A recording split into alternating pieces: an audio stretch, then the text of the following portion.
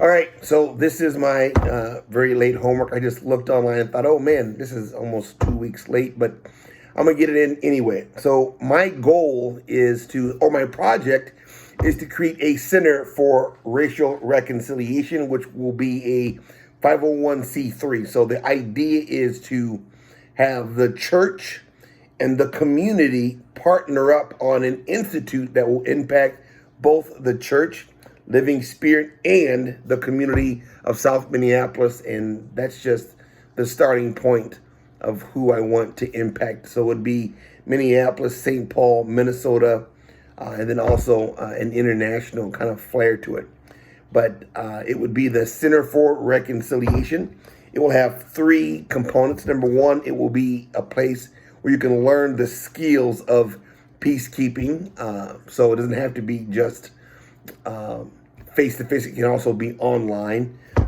It's a place to engage in reconciliation. So let's say that you feel as if something's been done to you and you have both parties together. You can come and work out reconciliation there. And it's also a place where we can get together with folks who are currently doing racial reconciliation to get together to create new systems and new mechanisms to bring about peace. And so, I've got a group of people together, like we have 11 of us, and we formed this team.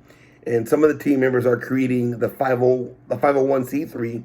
Others are working on branding. Some of us are working on bylaws, right? So there's a team of 11 of us getting together, working on this 1 year long project. So it isn't going to be two short projects. It's one very long project.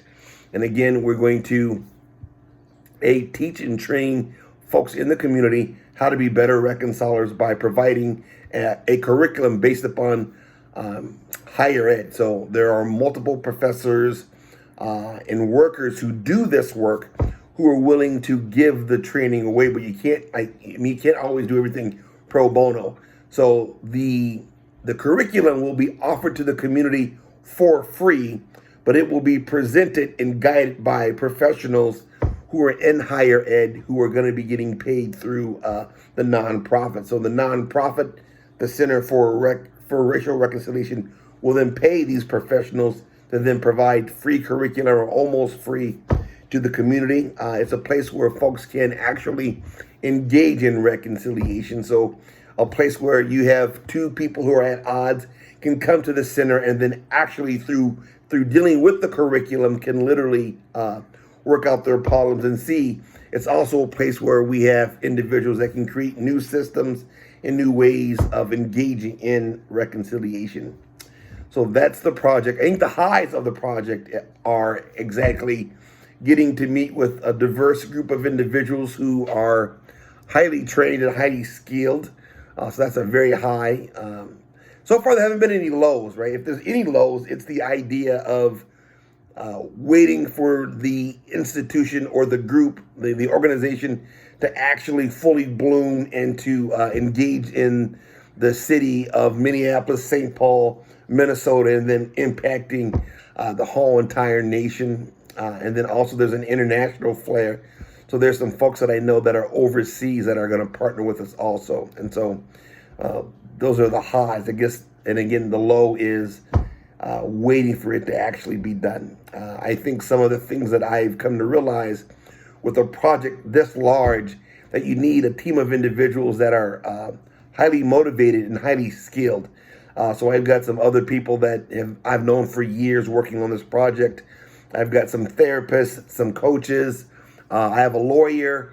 And so I got a great deal of respect for the people that have said yes to the project. So have a strong team. And I guess another part of this is having a strong project manager. So I was able to recruit someone who I knew from the past, who was doing project management work.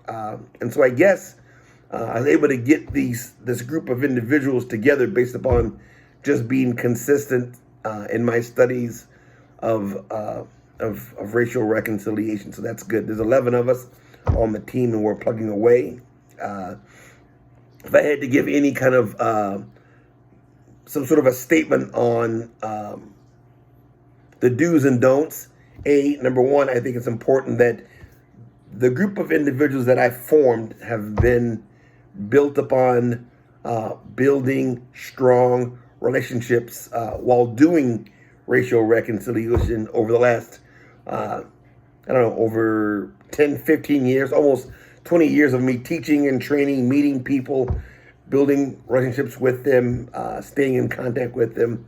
So I think everyone who's on the team currently has been in my life for the last 10 years. I think there's only one person on the team that I've only known for about a year, and that's through the current church I'm a part of. But everyone else I've known for at least 10 to 15 years. So I think that's a high note. I think you got to figure out what passions that you have and what you want to see bloom. I think that's another big important thing, that if you're going to do something that's going to be large scale, that you want to impact your church, your neighborhood, your environment, that you have to have a passion for it. And so I'm very much passionate about racial reconciliation.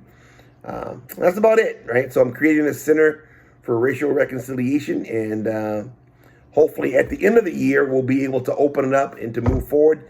I think the Asana having two things. So you have a big idea, and my brain is all over the place all the time. I need someone who is more concrete and sequential, so they're able to take my ideas and put them in a working calendar.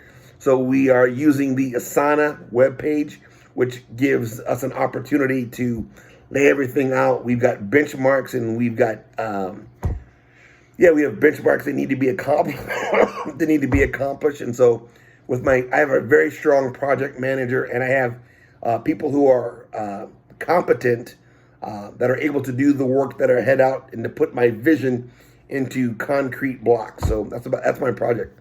Take care. Peace.